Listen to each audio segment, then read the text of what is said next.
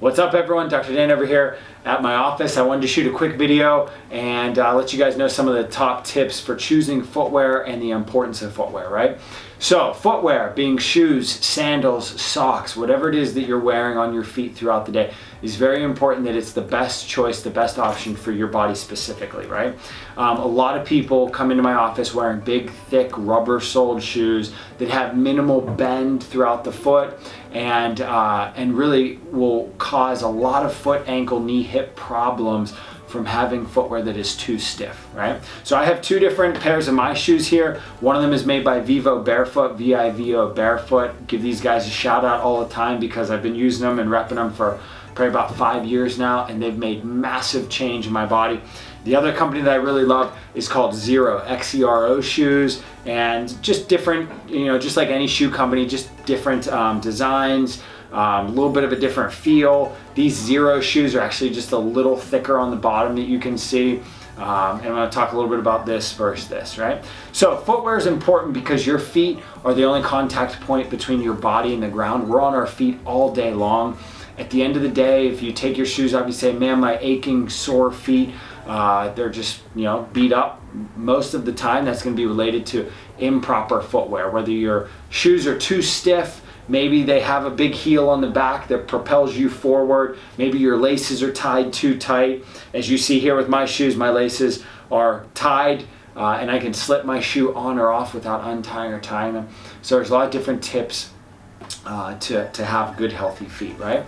The biggest thing I'm going to talk about today is the importance of having footwear that is malleable or soft or formable.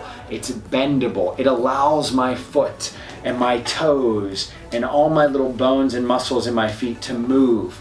I want you right now in this video, take off your shoe or pick up one of your shoes and see if it bends correctly. Most shoes only bend up in the forefoot or up in the front and lack mid and rear foot rotation as well as flexion and extension, right? So footwear is very important. Having a nice soft shoe, take your shoe off, check that out, right? Xero shoes are wonderful. You can check them out online. Also Barefoot, these guys are even a little thinner. You can really fold these things up midway throughout, and this allows for natural healthy foot movement. Tip number 2, don't tie your shoe too tight. Make sure that the shoe is able to be slipped on or off without untying or tying the footwear. Lots of kids, especially that are playing athletic sports, they'll tie their shoes very tight, and really it's kind of like strangling your foot, right? So you can increase the pressure in the muscles and the tendons down in your foot, ultimately restricting the bones that move. And what's that going to cause long-term? Issues like plantar fasciitis, Achilles tendonitis, pain, numbness and tingling down into the feet, and really just problems long-term with the bony structure of the foot, okay?